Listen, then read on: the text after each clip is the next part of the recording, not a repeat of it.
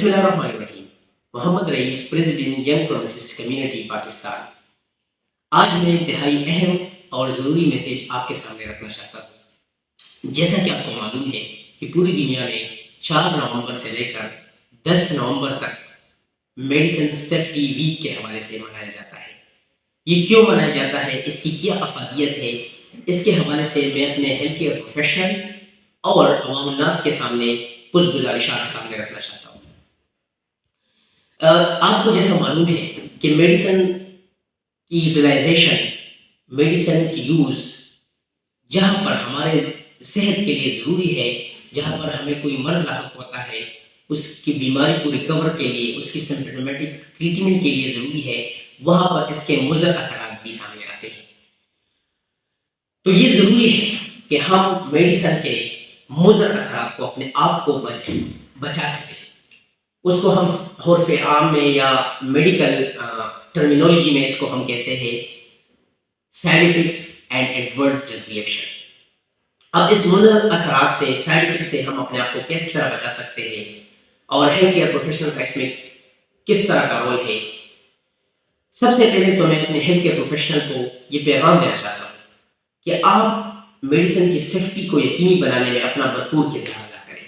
جہاں پر میڈیسن کی پروڈکشن ہوتی ہے, سپلائی چین کا نظام ہے, دوائی بن رہی ہے, وہاں پر بھی فارماسسٹ کی ذمہ داری ہے کہ اس کی بھرپور طریقے سے اس کی کوالٹی پہ کوئی کمپرومائز نہ کریں. جو SOPs ہے اس کو فالو کریں. پھر لازمی بات ہے اس کی کوالٹی کو مینٹین کرنے کے لیے پراپر جو سپلائی چین ہے اس کو بھی اسی طریقے سے مینٹین کر سکے تاکہ صحیح طریقے سے دوائی ہمارے مریض کو پہنچ سکے.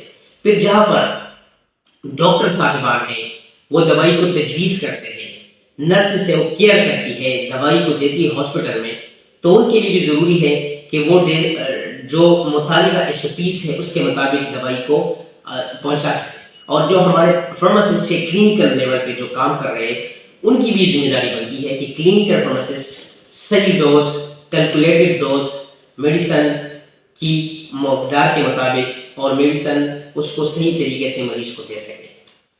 ساتھ ساتھ جو عوام الناس سے ان سے بھی گزارش ہے کہ جو بھی مضر اثرات دوائی کے آتے ہیں لازمی طور پر اپنے متعلقہ ڈاکٹر, فارماسسٹ اور نرس کو ٹائملی آپ ان کو بتا دیں اور ان کو پہنچائیں کہ اس کی دوائی کے یہ مضر اثرات مجھ پہ آئے ہیں, تاکہ بر وقت اس کا علاج بھی ہو سکے. اور ایک اور چیز بھی میں اس میں یہاں پر ایڈ کرنا چاہوں گا کہ جہاں پر میڈیسن ہم باقاعدہ یوز کر رہے ہیں, ہم ایک بیماری کے لیے یوز کر رہے ہیں, لیکن ساتھ ساتھ ہمیں یہ بھی ذہن میں رکھنا چاہیے کہ اگر ہم اس دوائی کو غلط طریقے سے استعمال کریں گے, اس کی مقدار کو, اس کی ڈوز کو صحیح طریقے سے لیں گے نہیں, تو وہ ہمارے لیے بجائے اس بیماری کو حل کرنے کی مزید جو ہے نا اور بیماریوں کا سبب بھی بن سکتی ہے. تو اسی حوالے سے میری گزارشات ہے اپنے پروفیشنل کے سامنے بھی, ہیلتھ کیئر پروفیشنل اور جو ہمارے عوام الناس سے, کہ میڈیسن کی سیفٹی کو یقینی بنانے میں اپنا کردار ادا کر سکے. بہت شکریہ آپ سب کا. Thank you so much.